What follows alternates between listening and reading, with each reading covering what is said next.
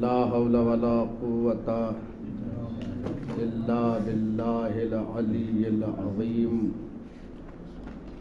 أعوذ بالله من الشيطان اللعين الرجيم. بسم الله الرحمن الرحيم. الحمد لله رب العالمين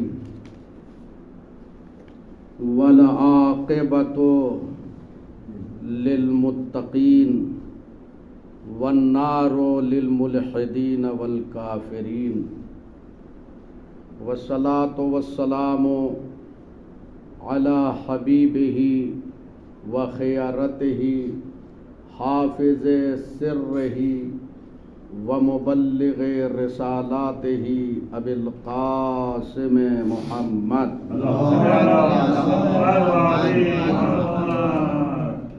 وآلہ الأطیبین الأطہرین الأنجبین لا سیما بقیت اللہ فی الأرضین روحی وارواح العالمین لتراب مقدمہ الفداء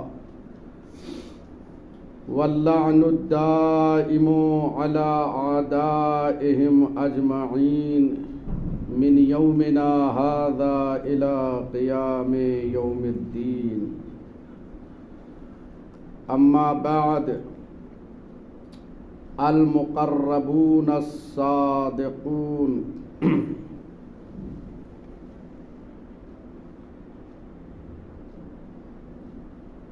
زیارت جامع کبیرہ کی شرح کے عنوان سے آج ہماری یہ 21ویں نشست ہے اور الحمدللہ خود یہ امام شناسی پہ مکمل ایک درس ہے. گفتگو شہادت تک پہنچی ہے کہ پہلی شہادت جو دی گئی وہ لا الہ الا اللہ کی، اشہد اللہ الہ الا اللہ. الحمدللہ تفصیل سے گفتگو گزر چکی. اس کے بعد رسالت کی گواہی، اس کے بعد ائمہ ہدی علیہم السلام کی گواہی کہ میں گواہی دیتا ہوں کہ ائمہ ہدی علیہم السلام الراشدون، وہ ہدایت کرنے والے ہیں. اس کے بعد کئی صفات کو ہم نے ذکر کیا تھا اور گفتگو المعصومون تک پہنچی تھی. الحمدللہ ایک سنگین بحث تھی المعصومون پر، جس میں علم کلام کے عنوان سے بھی گفتگو ہوئی اور دلیل عقلی اور قرآن و سنت سے بھی دلیلیں پیش کی گئیں. آج اس فقرے پر پہنچے ہیں کہ المقربون، یہ سب عطف ہے.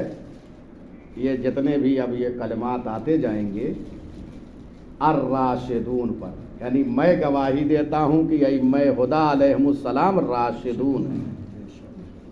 اس کے بعد دوسرے فقرات تھے المعصومون، یہاں تک گفتگو ہوئی تھی. المعصومون کے بعد المقربون، یعنی میں شہادت دیتا ہوں کہ ائمہ ہدی علیہم السلام اللہ کے مقرب بندے ہیں. المقربون، ان سے قریب اللہ سے کوئی نہیں ہے، اور جو قریب ہوتا ہے ظاہر سی بات ہے وسیلہ انہی کو بنایا جاتا ہے. اللہ اکبر. مقربون یہ جمع ہے علیکم السلام. مقرب اس کی جمع ہے المقربون. اور یہ قربت جو ہے یہ دو طریقے سے متصور ہوتی ہے. ایک دفعہ قربت جو ہے حسی ہے، ایک دفعہ قربت معنوی ہے. حصی قربت جو ہوتی ہے محسوس ہوتی ہے کہ ایک انسان سے قریب بیٹھا ہوا ہے تو کہتے ہیں یہ دونوں قریب ہیں، یہ محسوس ہو رہی ہے۔ ایک دفعہ قربت جو ہے حصی نہیں ہے، معنوی ہے، اور یہاں پر جو مراد ہے وہ معنوی مراد ہے، قربت معنوی، کیونکہ محسوس قربت وہاں دونوں میں ہوتی ہے جہاں دونوں جسم رکھتے ہوں۔ یہاں پہ چونکہ اللہ جسم و جسمانیات نہیں رکھتا، اس سے مبرہ ہے، وہ حیز نہیں رکھتا، وہ مکان نہیں رکھتا، وہ کسی جہت میں نہیں ہے، اس کا کوئی مثل نہیں ہے، اس کا کوئی بیٹا نہیں ہے، ساری چیزیں ایک بحث ہے علم کلام میں۔ تو اہل بیت علیہم السلام جو اللہ سے قریب ہیں وہ معنوی اعتبار سے، وہ جسم نہیں رکھتا، لیکن اطاعت و بندگی کی بنیاد پر اہل بیت علیہم السلام اللہ سے قریب ہیں۔ اللہم صلی علی محمد و آل محمد۔ چنانچہ اس مطلب کی طرف ایک روایت میں امام معصوم نے ارشاد فرمائی، یہ روایتیں جو میں پیش کر رہا ہوں اس لیے، اور آیتوں کو بھی، تاکہ یہ جو فقرات ہیں یہ مطابق ہوں آیات و روایات کے۔ اور ہمارے پرویز بھائی جیسا کہ اس سند کے حوالے سے ایک گفتگو کرنا چاہتے ہیں، ابتدا میں ایک سند پہ گفتگو ہوئی تھی، لیکن متن اگر قوی ہے تو سند کی چندہ ضرورت نہیں ہوتی ہے۔ متن قرآن اور احادیث کے اگر مطابق ہے تو سند کی چندہ ضرورت نہیں ہے۔ اگر اہل علم و فضل ہے تو وہ سمجھ جائے گا کہ یہ تحریر کسی عام انسان کی نہیں ہے۔ کیا کہہ رہے ہیں؟ معصوم فرماتے ہیں ما اطیب طعم حبک وما اعذب شرب قربک، اے اللہ تیری محبت کی جو ہے لذت کیا ہی پاکیزہ ہے، یہ کیا ہی پاکیزہ ہے، یہ جو ترجمہ کر رہا ہوں یہ کلام کے مطابق کر رہا ہوں، ما اطیبا، کیا ہی تیری محبت کی جو ہے لذت پاکیزہ ہے، یعنی اللہ کی محبت بہت پاکیزہ ہے۔ وما آدب شرب قربکا، اور تیری قربت کی شراب میں کیا مٹھاس ہے، سبحان اللہ سبحان اللہ۔ تیری قربت کی شراب طہور میں جو ہے کیا ہی مٹھاس ہے۔ یہ کیا ہی جو میں اردو میں ترجمہ کر رہا ہوں یہ رعایت کرتے ہوئے ان الفاظ اور کلمات کی کر رہا ہوں، اس میں لطف ہے، کیونکہ معصومین علیہم السلام کے کلمات کی دوسرے زبان میں بیان کرنا تو بہت مشکل ہے، لیکن جتنا ممکن ہو سکے وہ قریب ترین معنی کیا جائے تاکہ وہ لطافت پہنچ سکے۔ تو یہ ہے، یہ مقرب ہے، اور یہ لذت اہل بیت علیہم السلام محسوس کر رہے ہیں، اس کی قربت کی، اس کی محبت کی، یہ سب محسوس کر رہے ہیں۔ چنانچہ یہ دعائیں جو ہیں معصومین علیہم السلام سے جو نقل ہوئی ہیں آپ ان میں پڑھیے، جو توحید کے حوالے سے گفتگو ہے، خدا کی قسم جاہل ہے دوسرے مکاتب فکر جو ہمارے متون دینی کو نہیں پڑھتے ہیں، جو الزام تراشیاں کرتے ہیں مذہب تشیع پر، کاش کہ وہ آ کر ہمارے یہاں صرف ایک نہج البلاغہ اور صحیفہ سجادیہ کو پڑھ لیں تو یقین جانیے کہ اگر دل میں سیاہی نہیں ہے تو یقیناً وہ نور کی طرف آ جائے گا۔ ایسے ایسے کلمات، اللہ اکبر۔ یہ روایت بحار الانوار جلد نمبر 91 صفحہ نمبر 151۔ اس کے بعد کا فقرہ ہے المتقون، المقربون المتقون، یہ سب وہیں عطف ہے، یہ صفات ہیں ائمہ ہدی علیہم السلام کے جو مسلسل بیان ہو رہے ہیں۔ یہ امام شناسی، یعنی ہم گواہی دیتے ہیں کہ آپ متقون ہیں۔ ہماری گواہی کس کام کی؟ لیکن گواہی اس لیے دے رہے ہیں تاکہ ہماری طہارت ہوتی جائے. غور فرما رہے ہیں. ہم گواہی دے رہے ہیں کہ آپ ہمارے گواہی کی ضرورت ہے وہاں. یہ گواہی تو اس لیے ہے کہ ہماری زبان طاہر ہو جائے, ہمارا قلب طاہر ہو جائے, ہماری نسل طاہر ہو جائے. یہ اس لیے ہم گواہی دیتے ہیں کہ آپ متقی و پرہیزگار ہیں. متقون جمع ہے متقی کی, متقی پرہیزگار. اور یاد رہے کائنات میں جتنے متقی ہیں سب سے بلند اہل بیت علیہ السلام. سب سے بلند اہل بیت علیہ السلام ان کا تقویٰ, اسی لیے امام المتقین کہا گیا. امام کیوں بنایا جاتا ہے؟ وہ پیشوا کیوں ہوتا ہے؟ کیونکہ سب سے افضل ہے. اور یہ کیوں کہا؟ جو سب سے افضل ہوتا ہے وہی امام کی لیاقت رکھتا ہے. اور یہ قاعدہ عقلی ہے, یہ قاعدہ عقلی ہے. دنیا میں آپ کسی کا انتخاب کرتے ہیں تو کہتے ہیں یہ اصلاح ہے, یہ افضل ہے, ان کو ووٹ دیجئے. یہ کیوں کہا جا رہا ہے؟ کیونکہ ہر ایک تلاش میں ہے کہ ایک اصلاح ہو, صالح ہو. اور اگر کوئی کہے کہ نہیں ہم صالح کو ووٹ نہیں دیں گے, ہم افضل کو نہیں, تو کہا جائے گا آپ عقل کے دشمن ہیں.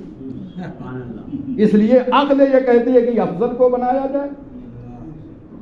لیکن مجھے نہیں معلوم کہ زمانے پیغمبر میں کیسے لوگ تھے کہ جو اپنے عقل کے خلاف کام کر رہے تھے, جن کو یہ سمجھ میں نہیں آ رہا تھا کہ علی عالم الناس ہیں, علی افضل الناس ہیں, علی اورع الناس ہیں. یہ ساری چیزیں مولا کائنات میں افضل الناس, اورع الناس, اقزاک و اقزا الناس, ساری چیزیں ہیں. یہ مسلسل امیر. تو اگر کوئی مفضول کی طرف جا رہا ہے تو عقل کا دشمن ہے. یہ عقلائے عالم کہیں گے, کسی کو کہنے کی ضرورت نہیں. امام المتقین. اور اسی زیارت جامع کبیرہ میں یہ فقرہ آیا ہے کہ ائمہ ہدی علیہم السلام اعلام التقیٰ ہیں, یعنی تقوی کی یہ نشانی ہے. جو ان سے وابستہ ہے وہ متقی ہے, نشانی ہے یہ تقوی کی. اسی زیارت میں آیا ہے اعلام التقیٰ. الصادقون, ہم گواہی دیتے ہیں کہ ائمہ ہدی علیہم السلام صادق ہیں. مشرکین مکہ نے پیغمبر اکرم کو صادق کہا, امین کہا. دیکھا تھا پیغمبر اکرم کو, اور ان کے 12 جانشین جو ہیں وہ بھی صادق ہیں. سب کے سب الصادقون. امام فرما رہے الصادقون, یہ سارے ائمہ جو ہیں وہ صادق ہیں. اور قرآن مجید میں اس مطلب کی طرف اشارہ ہے, یا ایھا الذین آمنوا اتقوا اللہ وکونوا مع الصادقین, اے صاحبان ایمان سچوں کے ساتھ ہو جاؤ. گویا اس آیے کریمہ کی یہ تفسیر ہو گئی. الصادقون یہ تفسیر ہے اس آیے کریمہ کی. چنانچہ آپ تفسیروں میں ملاحظہ فرمائیں گے تو نور الثقلین اس میں آپ ملاحظہ فرمائیے, اور اہل سنت کی کتاب تفسیر کی ہے شواہد التنزیل, حسکانی کی لکھی ہوئی ہے. اس نے بھی اس آیے کریمہ کے ذیل میں لکھا ہے کہ یہ آیت مولا الموحدین یعصوب الدین قائد الغر المحجلین امیر المومنین حضرت علی بن ابی طالب علیہ الصلوۃ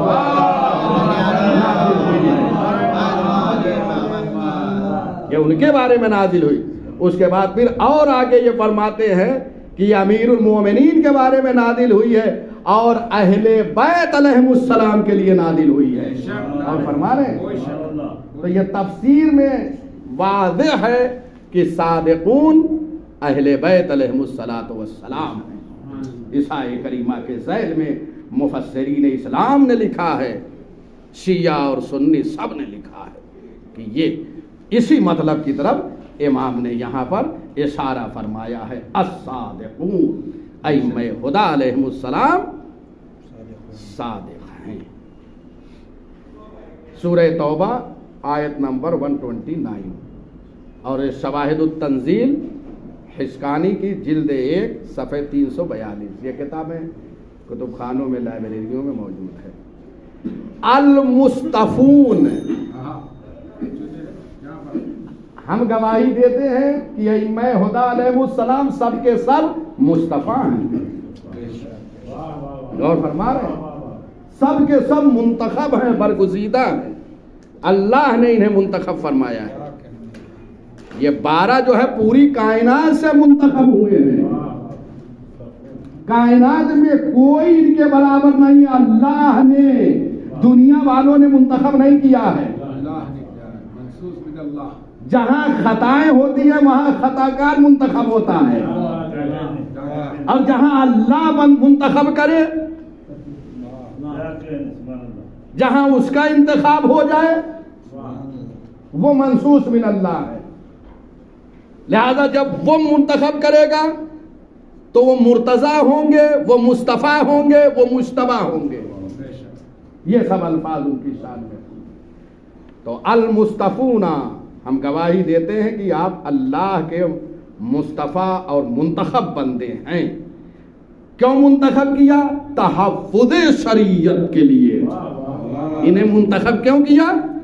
تحفظ شریعت کے لیے، ارسال شریعت کے لیے، تاکہ لوگوں تک احکام الہی کو پہنچائے، اور اگر کوئی وقت آن پڑے تو تحفظ فرمائے۔ لہذا آج قرآن جو محفوظ ہے تحفظ کرنے والے ہیں، شریعت محفوظ ہے تحفظ کرنے والے ہیں، اسی لیے اللہ نے انہیں منتخب فرمایا۔ چنانچہ قرآن مجید میں آیت بھی موجود ہے، آیات و روایات کو اسی لیے پیش کر رہا ہوں تاکہ یہ کلمات مطابقت کر جائیں آیات اور احادیث سے۔ سورہ مبارک فاطر آیت نمبر 32، ثم اورثنا الکتاب الذین اصطفینا، پھر ہم نے وارث بنایا ہے۔ دیکھ رہے ہیں، خدا کی قسم جتنے اللہ کے منصب ہیں جا کے قرآن میں دیکھ ڈالیے، سب وہ کہہ رہا کہ ہم نے بنایا، ہم نے بنایا، ہم نے بنایا۔ کاش کہ یہ مسلمان اگر قرآن کو صحیح ڈھنگ سے پڑھ لیتے تو کہیں اور جانے کی ضرورت نہ پڑتی کہ کون امام ہے کون خلیفہ ہے۔ جتنی آیتیں ہیں، جتنے منتخب ہوئے ہیں، بڑی ذمہ داری سے یہ عرض کر رہا ہوں، سب کو اللہ نے کہا ہم نے بنایا۔ وارث قرآن بھی اللہ کہہ رہا ہے ہم نے بنایا۔ ثم اورثنا الکتاب الذین اصطفینا، ہم نے وارث بنایا قرآن کا اپنے مصطفیٰ بندوں کو، اپنے منتخب بندوں کو منتخب کیا ہم نے اور وارث قرآن بنایا۔ اس کا مطلب یہ ہے کہ قرآن کا وارث کوئی دنیا کا سلطان اور بادشاہ نہیں ہو سکتا ہے، وارث قرآن وہ ہوگا جسے اللہ نے مصطفیٰ بنایا ہے۔ وہی یہ ذمہ دار، ہم مملکت اسلامیہ کے حاکم ہیں تو ہم وارث اسلام ہیں، ہم وارث دین ہیں، ہم وارث قرآن ہیں۔ آپ کی بساط کیا ہے؟ آپ کی حقیقت کیا ہے؟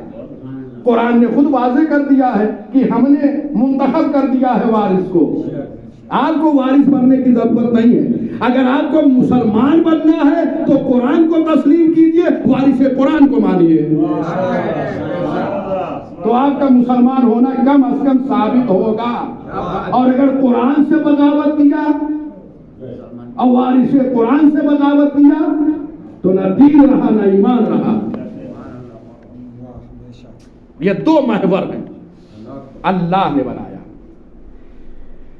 آپ ملاحظہ فرمائیں، ایک باب قائم کیا ہے اصول کافی میں، آپ ملاحظہ فرمائیں، یہ پورا ایک باب ہے۔ خدا کی قسم یہ باتیں بڑی دور تک جا رہی ہے، اگر کسی کو مجالس اعضاء سے خطاب کرنا ہے وارث کتاب پر، وارث قرآن، یہ سب موضوعات ہیں، یقین جانیے کہ ان پہ پڑھنے کی ضرورت ہے۔ آج ہمارے منبر پہ جو ہے اگر ایسے موضوعات پہ، اس لیے ضرورت اس بات کی ہے کہ سب سے زیادہ ولایت وارث قرآن ائمہ ہدیٰ علیہ السلام اور قرآن پہ گفتگو کی جائے، کیونکہ جب ان کی معرفت ہو جائے گی تو سب کچھ عمل انجام خود ہی دینے لگیں گے. اور اگر صرف عمل کی طرف لے جائیں گے اور اگر معرفت نہیں ہے کما حق کہو تو آپ عمل کی دنیا میں ناقص رہ جائیں گے. لہذا پہلے ولایت ہے، وارث قرآن ہے، مصطفیٰ ہے، مرتضی بندے ہیں، ان کا تعارف ہو، ان کی ولایت کے بارے میں ذکر ہو. بہت کم ذکر ہو رہا ہے. آپ ہمارے علماء کی سیرت دیکھیے، زیادہ تر کتابیں اصول پر لکھی گئی ہیں، اصول دین پر. امامت پر جا کے دیکھیے کتنی کتابیں لکھی گئی ہیں. یہ اسی لیے تاکہ اس کا تحفظ یہ پہنچایا جائے. بہرحال یہ مصطفیٰ تو ایک باب ہے پورا، اس میں ساری روایتیں موجود ہیں. اس باب کا نام ہے اصول کافی، جلد 1 صفحہ 215. فی ان من اصطفاہ اللہ من عبادہ واورثہم کتابہ ہم الائمہ. یہ باب کا نام ہے اصول کافی میں. یہ باب اس چیز کے بارے میں کہ جن کو اللہ نے، ان کے بارے میں ہے جن کو اللہ نے منتخب کیا ہے. یہ باب ان کے بارے میں ہے جن کو اللہ نے منتخب کیا. وَأَوْرَثَهُمْ، اور انہیں وارث بنایا ہے کتابہو، اپنے کتاب کا. وہ کون ہے؟ ہم الائمہ، وہ ائمہ ہیں. اب بتائیے، مسلسل وہاں پہ حدیث مبارک موجود ہیں. اگر مطالعہ کیا جائے تو وارثان کتاب پر مسلسل دیکھ رہے ہیں. کتنی زحمتیں ہماری خدا کی قسم کم کر دیا ہے کہ اکٹھا حدیثوں کو جمع کر دیا ہے کہ یہ باب ہے وارثان کتاب کے لیے. اور فرما رہے ہیں تو اللہ نے یہ انہیں مصطفیٰ بنایا. المطیعون للہ. دیکھ رہے ایک ایک جملے پر، ایک ایک کلمے پہ آپ دقت کیجیے. المطیعون للہ. اور ہم گواہی دیتے ہیں کہ آپ اللہ کے اطاعت گزار بندے. عبد، میں نے عرض کیا تھا کہ عبدیت کے بعد جو ہے سارے منصب ہیں. اللہ کی اطاعت جو زیادہ کرتا ہے اس کی عبدیت مضبوط ہوتی جاتی ہے. ہم جتنی عبادت کرتے جائیں گے اللہ سے قریب ہوتے جائیں گے. یہ ہماری صفت ہے، ہم جتنا کرتے جائیں گے. لیکن اہل بیت علیہ السلام وہ ہیں جو کائنات میں آتے ہیں تو سجدہ کرتے ہوئے آتے ہیں. سجدہ کرتے ہوئے آتے ہیں. آپ ہر امام کی زندگی میں یہ پائیں گے. یہ ان کے عبودیت کی دلیل ہے. تو جب ایسی عبودیت ہے ائمہ ہدیٰ علیہ السلام کی، تو اب یہ کون بتا سکتا ہے کہ اللہ سے کتنے قریب ہیں. اسی عبودیت کی بنیاد پر قربت حاصل ہوتی ہے. اور ان کی عبودیت، اس لیے یہ شہادت دی جا رہی ہے المطیعون للہ. ہم گواہی دیتے ہیں کہ آپ اللہ کے اطاعت گزار بندے ہیں. چنانچہ آپ دیکھیے امیر المومنین حضرت علی بن ابی طالب علیہ السلام یہ ارشاد فرمایا ہے، الہی کفا بی عزا ان اکون لکا عبدا. پروردگار میری عزت کے لیے یہی کافی ہے کہ میں تیرا بندہ ہوں. اللہ اکبر. میری عزت کے لیے یہ کافی ہے اور میرے افتخار کے لیے یہ کافی ہے کہ تو میرا رب ہے. یہی رشتہ ہے عبدیت کا، اللہ سے جو محکم رشتہ ہے، جس کی بنیاد پر ہم انہیں وسیلہ بناتے ہیں ان کی بارگاہ میں کہ اللہ سے قریب کوئی نہیں ہے سوائے ائمہ ہدیٰ علیہ السلام کے. یہ سب سے قریب ہے اللہ سے. لہذا جو جس سے قریب ہوتا ہے، آپ دنیا میں دیکھیے ایک چھوٹا سا کام کسی کو پڑ جاتا ہے تو یہ تلاش کرتے ہیں کہ فلاں سے قریب کون ہے. اب اللہ کے پاس کوئی سفارش کرنے والا ہے تو وہ کون ہے؟ اب یہ دیکھنا ہوگا ان سے قریب کون لوگ ہیں، وہ کون ذوات قدسیاں ہیں، ان کو تلاش کیجیے. اور الحمدللہ وہ ہم تلاش کر لے گئے. الحمدللہ جزاک اللہ بے شک کیا کہیں لہذا تینت پاک، فطرت پاک، ضمیر پاک، دل پاک، قلب پاک، ذہن پاک، الحمدللہ معاشرہ پاک، یہ ساری چیزیں ہیں. المطیعون الہی کفا بی عزہ، خدا کی قسم یہ عرفانی جملہ ہے. اگر عرفان کی منزل میں جا کے اس کی شرح کیا جائے تو نہ جانے کتنے مطالب اس میں آتے چلے جائیں گے. خصال شیخ صدوق میں یہ فقرہ موجود ہے، صفحہ 420. اور اس کے بعد ایک ابدیت کی اور مثال ہے. کوئی تھوڑا سا مشکل میں انسان گرفتار ہو جاتا ہے تو سب کچھ بھول جاتا ہے، لیکن اللہ حسین ابن علی کربلا کے میدان میں اپنے معبود کو خطاب کرتے ہوئے یہ آواز دے رہے ہیں، رزم بقضائک، پروردگار تیرے فیصلے اور تیری قضا پر حسین راضی ہے. اس سے بڑھ کے عبودیت کی اور کیا دلیل ہو سکتی ہے؟ کیا کہے سبحان اللہ، اللہ جزاک خیر. سبحان اللہ. ایسے مشکل مرحلے میں حسین ابن علی نے اپنے رنگ کو یاد رکھا ہے اور یاد کیا ہے. اور یہی بہت ساری باتیں ہیں، اگر اس کے ذیل میں گفتگو کروں تو ایک کتاب ہے. یہ امام معصوم ہے، اس گھرانے کی پروردہ جناب زینب اولیاء مقام. جب ابن زیاد نے چاہا کہ وہ فقرہ کہہ کر جناب زینب کبریٰ سلام اللہ علیہا کو یہ کہوں کہ دیکھا کہ تمہارے بھائی کے ساتھ اللہ نے کیا سلوک کیا، خدا کی قسم لوح دل پہ لکھنے کے قابل ہے یہ فقرہ جو جناب زینب کبریٰ نے ابن زیاد کے دربار میں جواب دیا ہے. جانتے کیا کہا؟ ما رأیت الا جمیلا، جو کچھ دیکھا ہے سب میں نے خوبصورت دیکھا ہے.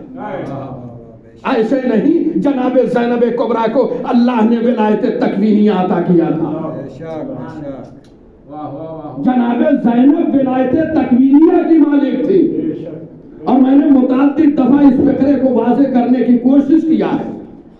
ولایت تکوینیہ اس ولایت کو کہتے ہیں کہ کائنات میں جسے حق کے تصرف حاصل ہو جائے، کائنات میں حق کے تصرف حاصل ہو جائے. جب جناب زینب کبریٰ نے کوفے میں خطبہ دینا چاہا، لوگوں کی آوازیں بلند ہوئی، تو جناب زینب نے جب خاموش کیا ہے تو کہتے ہیں کہ لوگوں کی سانسیں ان کے سینوں میں حبس ہو گئی تھی، اب جو جانوروں کے گلے میں گھنٹیاں بج رہی تھی وہ رک گئی. ان گھنٹیوں کو روکا کس نے؟ یہ وہی ولایت تکوینی ہے جناب زینب کبریٰ ہے، یہ وہی ولایت تکوینیہ. یہ ہے جب اللہ کی بندگی اس طریقے سے ہوتی ہے تو اتنا قریب پروردگار سے انسان ہو جاتا ہے کہ وہ ولایت تکوینیہ عطا کر دیتا ہے. اللہ اکبر. رزم بقضاء کافی جلد 2 صفحہ نمبر 96. بہرحال گھڑی بھی میں نہیں دیکھ پا رہا ہوں. اچھا، اور اس کے بعد یہ اللہ کے مطیع و فرما بردار ہیں. اب انہیں شیعہ کیسے چاہیے، کیسے چاہنے والے چاہیے؟ صرف مہدی حسن بہشتی یہ کہہ کے رک جائیں کہ میں شیعہ ہوں. یہ تو مذہب کا نام ہے نا.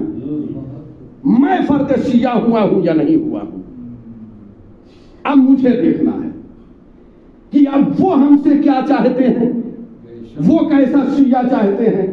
معصوم فرماتے ہیں ما شیعتنا الا من اطاع اللہ، ہمارا شیعہ وہ ہے جو اللہ کی اطاعت کرتا ہے. ہر موقع پر، ہر لمحے، کہیں پر منحرف نہیں ہوتا ہے. اور اگر منحرف کہیں ہو بھی جائے تو فوراً وہ پلٹ کر آ جائے دروازے توبہ کی طرف. امام ایسے شیعہ چاہتے ہیں.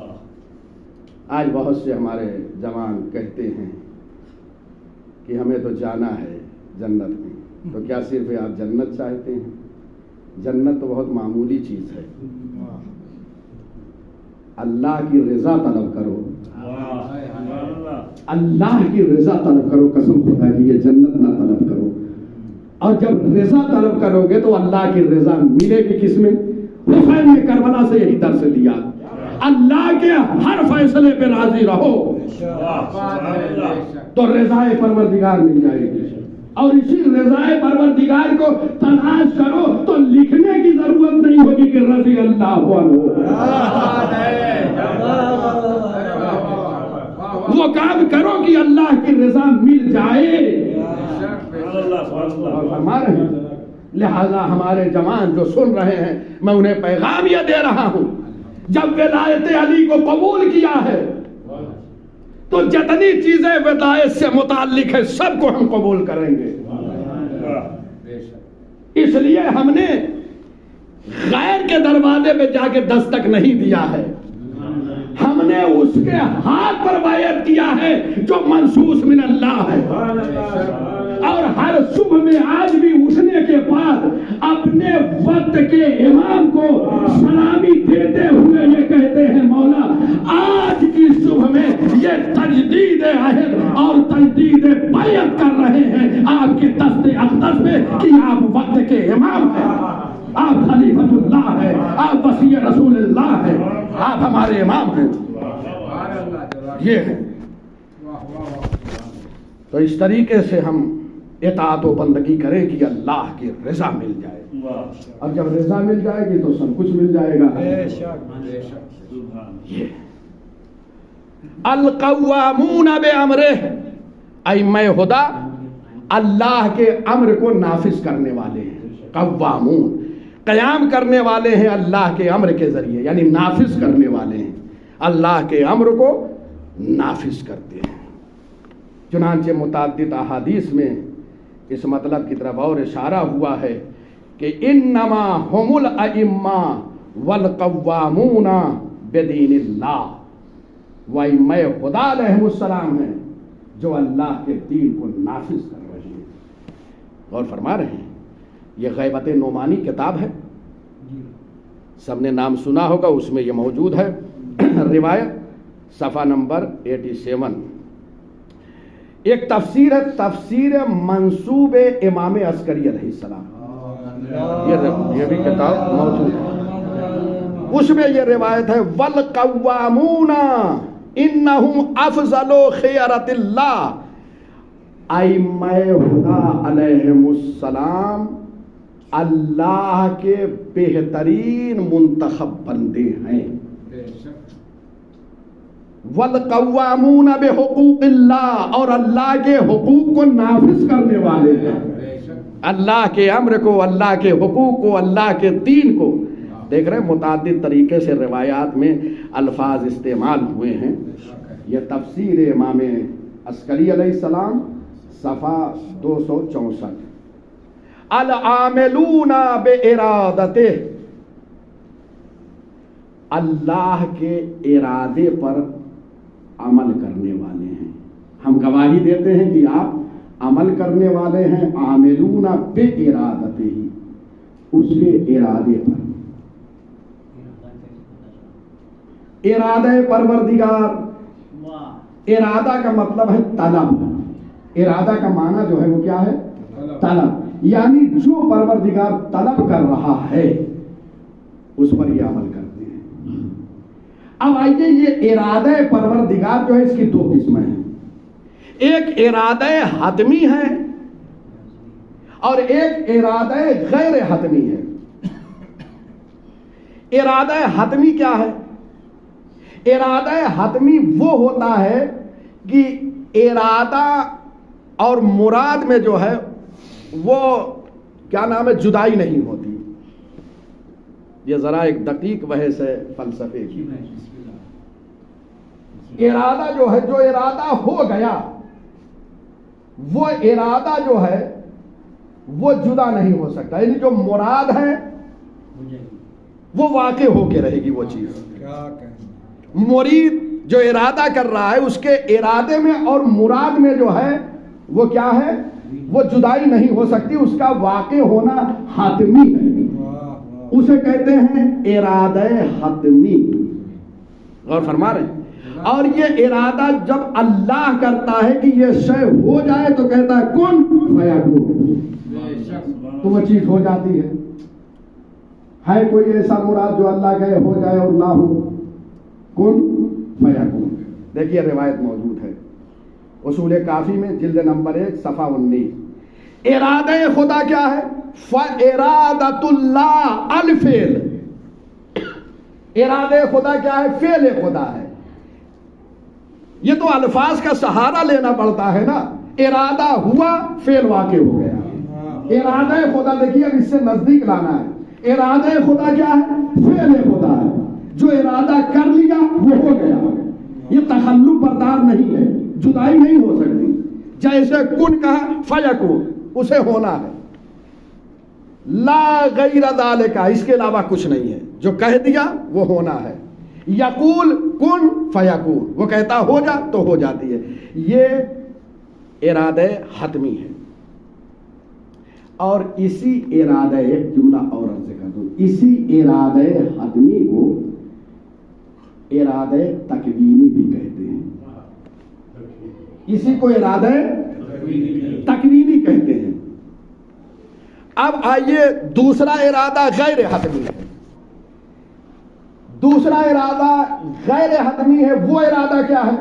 اللہ ارادہ یہ کر رہا ہے کہ ہم نماز پڑھیں۔ اللہ کا ارادہ یہ ہے کہ میرا بندہ نماز پڑھے، روزہ رکھے، حج کرے اور زکوٰۃ دے، سارے واجبات پر عمل کرے، محرمات سے دوری اختیار کرے۔ یہ ارادہ خدا کا ہم سے متعلق ہے۔ غیر حتمی کیا ہے؟ یہاں ارادے اور مراد میں جو ہے جدائی ہو سکتی ہے۔ اللہ نے ارادہ کیا میں نماز پڑھوں، ضروری نہیں کہ میں نماز پڑھ لوں، یہی تو اختیار ہے ہمارا۔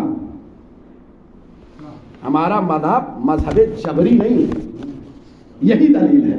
اللہ نے ارادہ کیا کہ ہم مومن رہیں، اللہ نے ارادہ کیا ہم نماز پڑھیں، ہم روزہ رکھیں، تو کیا واقع یہ ارادہ کن فیکون کی طرح ہے؟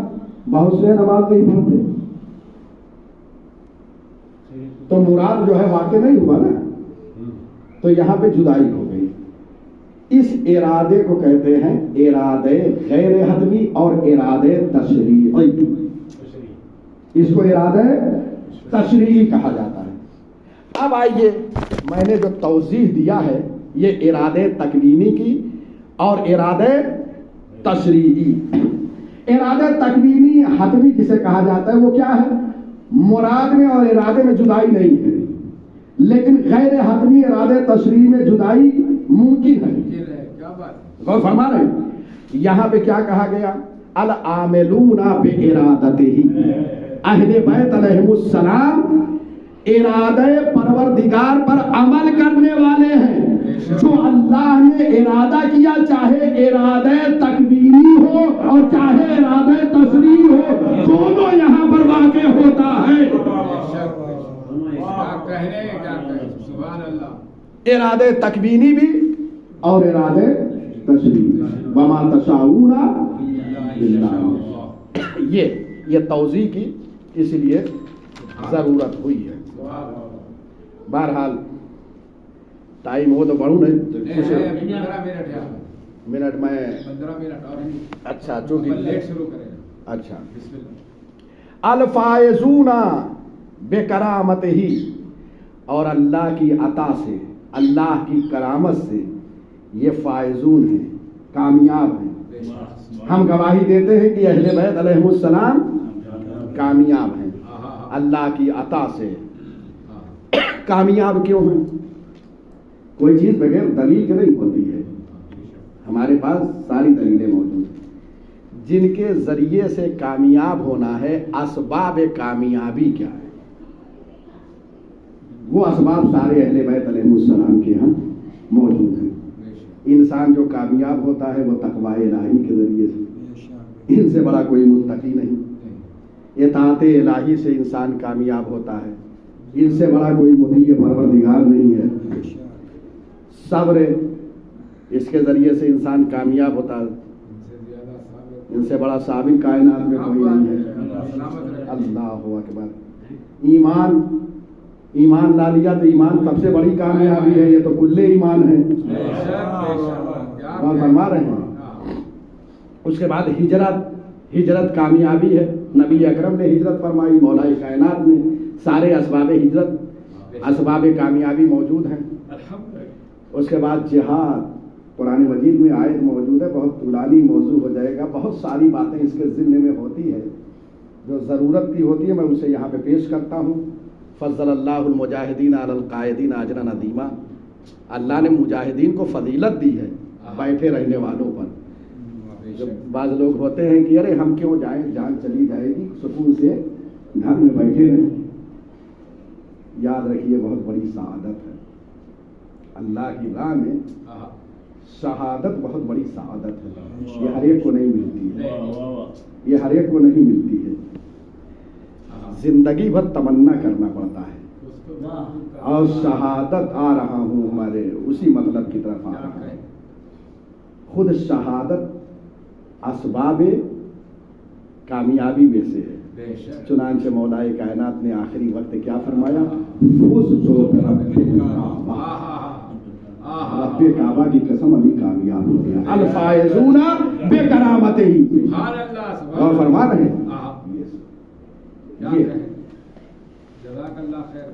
اب ان کے ساتھ ساتھ ان کے شیعہ بھی کامیاب ہیں، ان کے شیعہ کامیاب ہیں، ان کے اتباع میں کامیاب ہیں، یہ اللہ کی اطاعت میں کامیابی وہاں سے، اور ہم ان کا جو اتباع کر رہے ہیں اس میں ہمیں کامیابی ہے۔ چنانچہ پیغمبر اکرم نے یہ ارشاد فرمایا، علی وصیتہ هم الفائزون، علی اور ان کے شیعہ جو ہیں وہ فائزون، کامیاب ہیں۔ یہ روایت بحر الانوار میں موجود ہے۔ اصطفاکم بعلمہ، ہم گواہی دیتے ہیں اے اہل بیت عصمت و طہارت، اے ائمہ ہدی علیہم السلام، اللہ نے آپ کو چن لیا ہے بعلمہ ہی، یہاں دو معنی کیے گئے ہیں، آپ کو چن لیا ہے کس کے ذریعے سے؟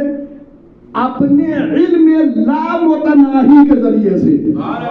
سبحان اللہ، خدا کی قسم جب میں یہ دیکھ رہا تھا کتابوں میں، ایک عجیب کیفیت میں محسوس اپنے اندر کر رہا تھا کہ ہمارے علماء نے کتنی زحمتیں کی ہیں اور کیسے کیسے مطالب ان خزانوں سے جو ہے اخذ کیے،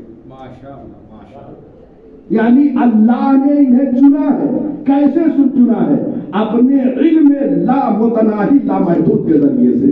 تو یہ جو چنے گئے ہیں علم محدود کے ذریعے سے نہیں، کیا بات ہے، کیا بات ہے، علم لا متناہی کے ذریعے سے، علم لا محدود کے ذریعے سے اللہ نے انہیں چن لیا۔ ایک تفسیر یہ کی گئی ہے، اور دوسری کہ اصطفاکم بعلمہ، اللہ نے آپ کو چنا ہے کس لیے؟ اپنے علم کے خزانے کے لیے، یعنی آپ کے وجود مبارک کو، آپ کے سینے کو اپنے علم کا خزانہ بنا دیا ہے، اس لیے چنا ہے۔ دیکھیے دو تفسیر ہوئی ہے، ایک یہ کہ اپنے علم لامتناہی کے ذریعے سے چن لیا ہے، دوسرا معنی، دوسری تفسیر، دوسری شرح یہ ہے کہ اللہ نے انہیں اپنے علم کے لیے منتخب فرما دیا ہے۔ تو علم الہی کو دیکھنا ہو انہیں دیکھو، اور فرمایا آپ نے، یعنی یہ مظہر صفات کمالیہ و جمالیہ الہی ہے۔ یہ جو کہا جاتا ہے وہ اسی لیے کہ اگر علم پروردگار کو دیکھنا ہو تو یہاں دیکھ لو۔ اسی لیے امام باقر سے جب کسی نے شام میں یہ پوچھا ہے، راہی میں جو مشہور واقعہ ہے کہ آپ کس امت سے ہیں، تو امت مرحومہ کہا ان کے عالموں میں سے ہیں یا جاہلوں میں سے ہیں؟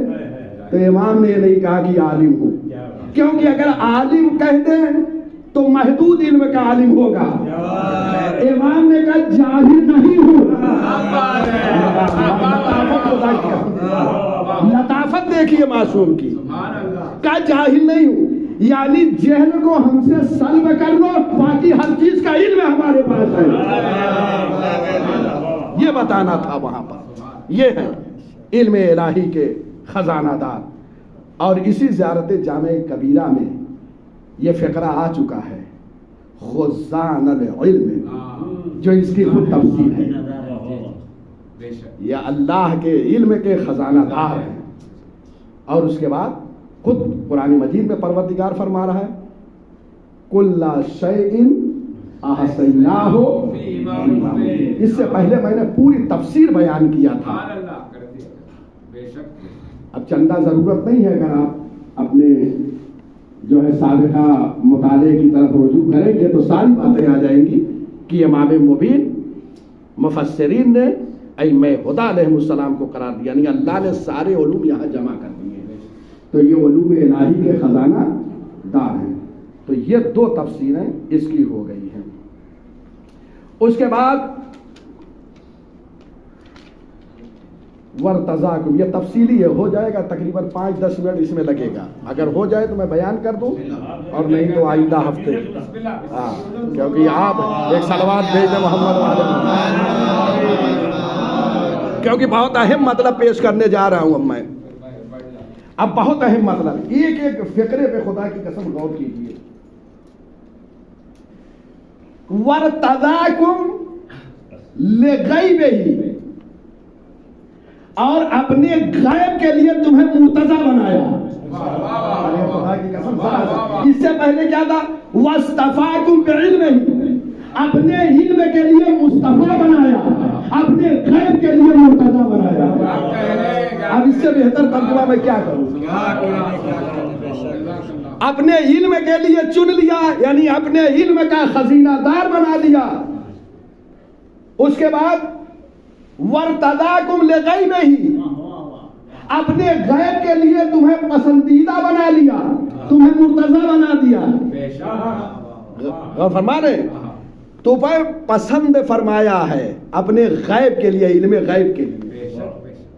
ہر ایک کو علم غیب وہ نہیں دیتا ہے، تمہیں ہم گواہی دیتے، یہ سب عاطفے ہیں اسی پہ۔ الراشدون میں نے کہہ دیا، جب تک نیا جملہ نہیں آئے گا آپ سمجھتے جائیے گا سب وہیں پہ عطف ہو رہا ہے۔ عطف و معطوف ایک بحث ہے ادبیات عرب میں۔ اللہ نے تمہیں اپنے غیب کے لیے، علم غیب کے لیے پسند کر لیا ہے۔ اب آئیے، علم غیب کی دو قسمیں ہیں، ایک علم غیب ذاتی ہے اور ایک علم غیب عرضی ہے۔ جو اللہ کے پاس ہے وہ ذاتی ہے علم غیب، اور جو اہل بیت کے پاس ہے وہ اللہ نے عطا کیا ہے۔ اور یہی قرآن مجید جب پڑھتے ہیں مسلمان نا، تو آدھی آیت کو پڑھتے ہیں اور دوسری جگہ انہوں ہی نہیں تو غیر مرتب ادھر کی آیت ادھر کر دیا، پھر غور بھی نہیں کرتے۔ غور فرما رہے ہیں، دیکھیے وہ شفاعت کی کہتے ہیں، شفاعت کسی کو نہیں ہے، آیت ہے، اس کا جواب سوائے اللہ کے شفاعت کسی کو نہیں ہے، قرآن مجید میں اس کا جواب موجود ہے۔ یہاں بھی ایک بار نہیں، علم غیب صرف اللہ سے مخصوص ہے۔ کہاں سے کہیں بھائی؟ کہا قرآن شریف میں لکھا۔ ہم نے کہا وہاں یہ بھی تو لکھا ہوا ہے، اللہ جس کو مرتضی بنا دے اس کو دے دیتا ہے اپنا علم غیب۔ تو وہ آیتیں میں پیش کر رہا ہوں جو اللہ کے لیے علم غیب ہے اور ائمہ ہدی علیہ السلام کے لیے۔ اور فرما رہے ہیں، دیکھیے دونوں قرآن مجید کی آیت، پہلے علم غیب جو ہے اللہ سے مخصوص ہے، ذاتی ہے۔ قُلْ لَا يَعْلَمُ مَنْ فِي السَّمَاوَاتِ وَالْأَرْضِ الْغَيْبَ إِلَّا اللَّهُ، کہہ دو اللہ کے سوا آسمانوں اور زمین میں غیب کو کوئی نہیں جانتا، سوائے اللہ کے زمین و آسمان میں غیب کو کوئی نہیں جانتا۔ تو علم غیب ذاتی ہے، یہی سمجھنے کی ضرورت ہے مسلمانوں کو، اس لیے کہ بیچارے، بڑا اچھا جملہ ایک بہت بڑے مناظر اسلام ہے، انہوں نے کہا کہ قسم خدا کی ہمارے مذہب کو پڑھا نہیں جاتا ہے، دوسرے مذاہب ہمارے مذہب کو پڑھتے نہیں ہیں، جو سن لیتے ہیں اسی پہ عمل کر لیتے ہیں۔ دوسرے مسالک کے لوگ اپنے علماء سے اگر ایسے خزانے کے پاس آ جائیں، اگر آ جائیں، قریب آ جائیں، تو یہ اللہ علم غیب جانتا ہے۔ اس کے بعد دوسری آیت پڑھ رہا ہوں، عالم الغیب، وہ عالم الغیب ہے اللہ، فلا یظہر علی غیبہ احدا، وہ اپنے غیب کی باتیں کسی کو بتاتا نہیں ہے، کسی پہ ظاہر نہیں کرتا ہے غیب کو، इल्ला मन इर्तदा मिन रसूल, इल्ला मगर उनको जिनको रसूलों में से उसने चुन लिया। क्या बात है, अल्लाह अकबर, कितना ख्याल और कितनी कलाम मासूम में और कुरान में मुताबिकत है। इमाम ने क्या फरमाया, वर्तज़ाकुम, इर्तज़ा कुरान में क्या आया, इल्ला मन इर्तज़ा, मगर जिनको अल्लाह ने मुर्तज़ा बनाया है, वही अल्फाज देखिए, तुम्हें चुन लिया है। अब आइए यहाँ पे थोड़ा सा मैं गुफ्तगू करूंगा, रुक के, बहुत सारी इल्मी बातें हैं, खुदा की कसम उनको रखिएगा, और ये मैं चाहता हूँ कि ये महफूज हो जाए हमेशा के लिए, और मरने के बाद खुदा की कसम कुछ नहीं, सिर्फ इसलिए कि थोड़ा सा हक अहले बैत से दिफा करने वालों में हमारा भी नाम आ जाए।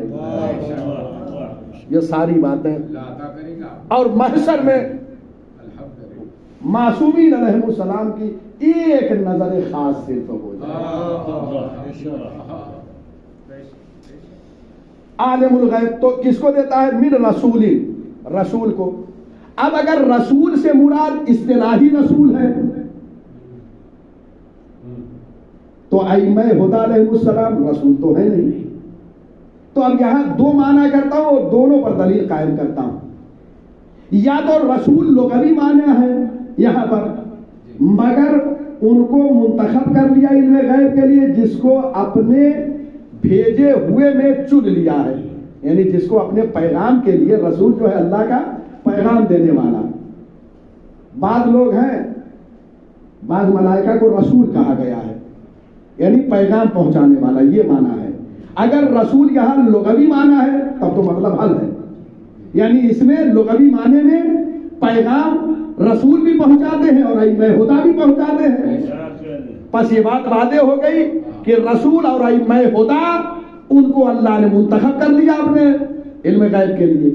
एक अगर लुग़वी माना ले, डिक्शनरी में जो माना वो मुराद ले, रसूल पैगाम पहुंचाने वाला, भेजा हुआ, जिसको अल्लाह ने मुंतखब कर लिया अपने पैगाम के लिए।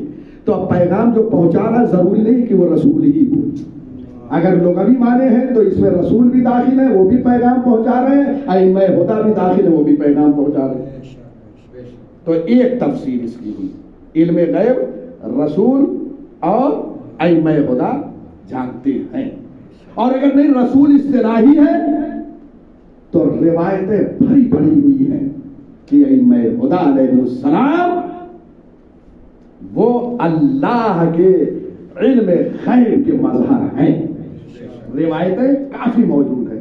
चुनांचे मैंने एक किताब लिखी है इमाम हुसैन की हयात तैयबा पर, मेरे पास ज्यादा तो नहीं है, ईरान से छपी है। अगर मैं एक या दो किसी को दे दूं, अगर सब मुतालिया फरमा ले तो बेहतर होगा, क्योंकि वो मैंने जो एक सहीफतुल हुकूक तो सबको दिया था, सब तक पहुंची है। अगर नहीं पहुंची है किसी मोमिन तक तो मैं इंशाअल्लाह वो भी दे दूंगा अपने सलीम भाई को। लेकिन ये चूंकि इंडिया से छपी है सहीफतुल हुकूक, इसलिए मेरे पास ये मौजूद है। ये ईरान से छपी है और मुझे भी कुछ महदूद किताब वहाँ पे दी गई थी जहाँ से छपी है। एक या दो दे दें तो मैं एक या दो दे सकता हूँ, जो मेरे पास है, 3-4 है, मैं 2 उसमें से दे देता हूँ। इमाम हुसैन की हयात तैयबा पे एक नए तर्ज से मैंने वो किताब लिखी है और उसमें इल्म गैब की तरफ एक इशारा किया है कि एक रिवायत मैंने उसमें पेश किया है। अल्लामा महदी बहरुल उलूम सामर्रा तशरीफ ले जा रहे थे तो रास्ते में एक रिवायत के बारे में सोचते जा रहे थे कि अगर इमाम हुसैन अलैहिस्सलाम के गम में कोई एक कतरा हल्का निकाल दे, बहुत दफा होता है, देखें आंसू नहीं आ रहे, आंख इस तरीके से अगर बंद करते तो हल्का सा एक कतरा निकल आता है। कहते इतना आंसू अगर निकल आए तो उसके लिए जन्नत वाजिब है। क्या कहें ये रिवायत मौजूद है। वो सोचते जा रहे थे कि वाकई ये रिवायत कैसी है। एक दिल में ख्याल आ रहा था, सामने से एक सैयद जलीलुल कद्र आलिम दीन नमूदार हुए, सलाम के बाद अहवाल कुर्सी के बाद कहा सैयद बहरुल उलूम, जिस रवायत को हिफ्ज कर रहे हो, جس کے بارے میں غور و فکر کر رہے ہو وہ روایت صحیح ہے.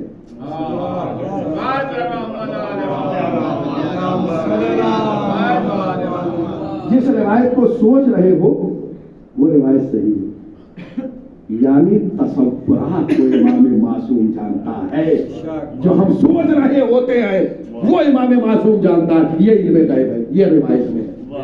وہاں میں نے اس واقعے کو نقل کیا ہے. انشاءاللہ مجھ سے وہ کتاب لے لیجئے گا, میں تو عدد دینے کے لیے. اور بھی 4-5 کتابیں 7 کتابیں میں نے تالیف کیا ہے, تقریباً ساری ایران سے چھپی ہے. اگر کوئی جائے وہاں, میں نے بارہا کہا ہے, آیت اللہ موسوی اردبیلی کا دفتر ہے جو ایران کے چیف جسٹس رہے ہیں ایک زمانے میں, مرجع تکلیف بھی, ان کے دفتر سے ساری میری کتابیں چھپی ہوئی ہے. اگر کوئی زیارت کے لیے تشریف لے جائے, میں حرم معصومہ سے تھوڑے سے فاصلے پر کسی سے آپ پوچھ لیجئے آیت اللہ موسوی اردبیلی کا دفتر کہاں ہے, وہ بتا دیں گے.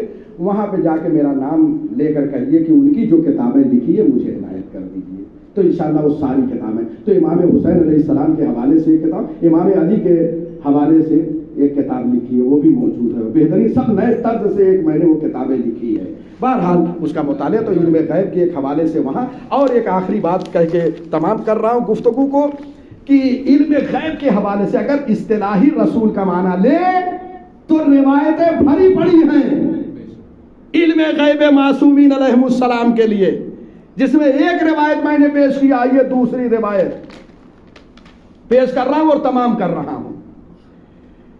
جناب احمد ابن محمد ابن ابی نصر بزنتی بہت جلیل القدر صحابی ہیں, اور پہلے واقفی مذہب تھے. یہ میں نے ایک آرٹیکل لکھ کے بھیجا تھا, کاش کی اگر جو میں لکھ کے بھیجتا ہوں اگر اس کا مطالعہ ایک ہوتا رہے. واقفی مذہب پر میں نے ایک آرٹیکل لکھا ہوا ہے, میں نے بھیجا تھا درس قرآن میں. واقفی مذہب پر بہت ساری چیزیں میں نے لکھ کے ڈال دیا ہے, اور وہ ساری چیزیں کبھی کبھی میں خود غور و فکر کرتا رہتا ہوں. خدا کرے کہ ایسا وقت آ جائے کہ ایک کشکول کے عنوان سے وہ کتاب چھاپ دی جائے. ساری چیزیں واقفی مذہب تھے. 7ویں امام تک مانتے تھے, اس کے بعد 8ویں امام کو وہ لوگ تسلیم نہیں کرتے, جو واقفی مذہب ہے. تو یہ واقفی مذہب تھے. بعد میں یہ 12 اماموں کو انہوں نے تسلیم کر لیا اور ائمہ کے اصحاب خاص میں سے ہو گئے. احمد ابن محمد ابن ابی نصر بزنتی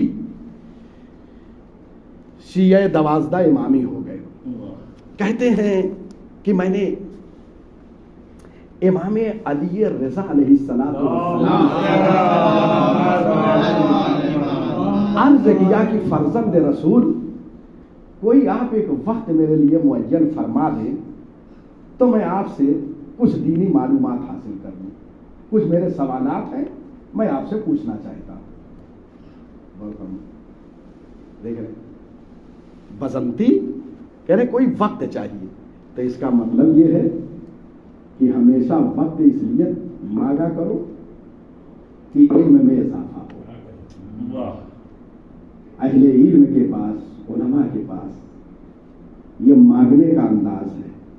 جناب بزنتی کا امام کی بارگاہ میں یہ سب سیرت چلی آ رہی ہے, جو وہ اسی لیے ہے کہ کسی سے وقت علم کی طرف جاؤ. بہرحال امام سے کہا, امام نے ایک وقت معین کر دیا اور اپنے خادم کو, امام سے تھوڑا فاصلے پر ہی رہتے تھے جناب بزنتی. سنیے گا خدا کی قسم, بزنتی امام کے مکان سے کچھ فاصلے پہ رہتے تھے. امام نے اپنے خادم کو بلایا اور گھوڑا دیا اور کہا جاؤ بزنتی کو لے کر آؤ. معمولی بات نہیں. آج کوئی کسی قبلہ کے 4 ویلر میں بیٹھ جائے تو اس کا دماغ نہیں رہتا کہ میں کہاں پر ہوں. اور اگر امام معصوم کسی کے لیے اپنی سواری بھیج دے,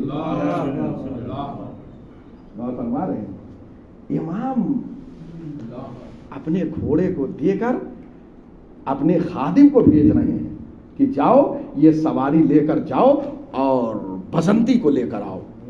اللہ اکبر. رکھیے گا ہمیشہ کے لیے, خدا کی قسم یہ کام آئے گا.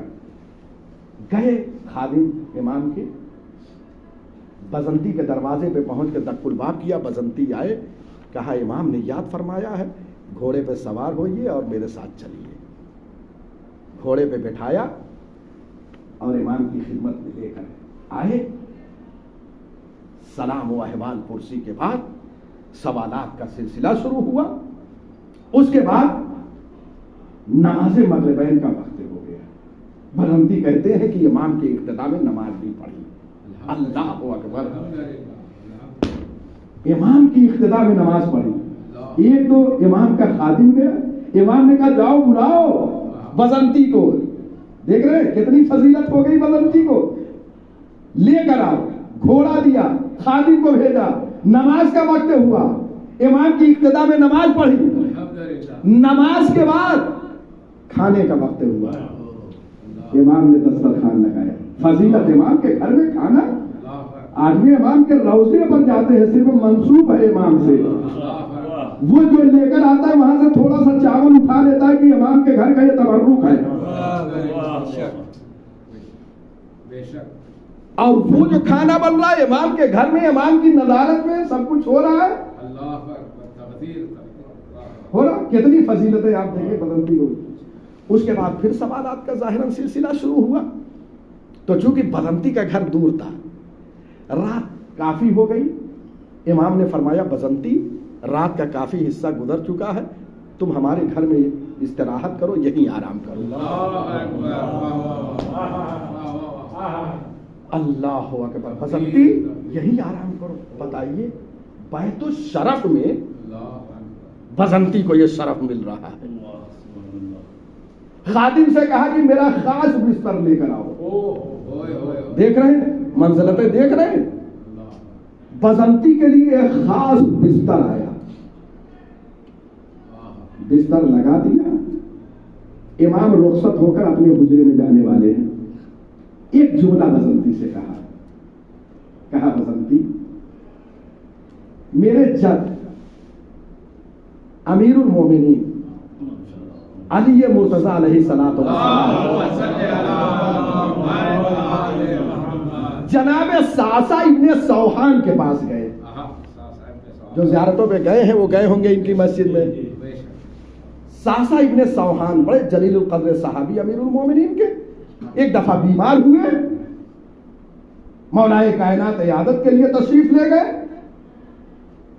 امام فرماتے ہیں بزنتی میرے جد ساسا ابن سوحان کے گھر گئے اور جا کے بالکل ساسا کے سرہانے بیٹھ گئے, بہت قریب ساسا کے.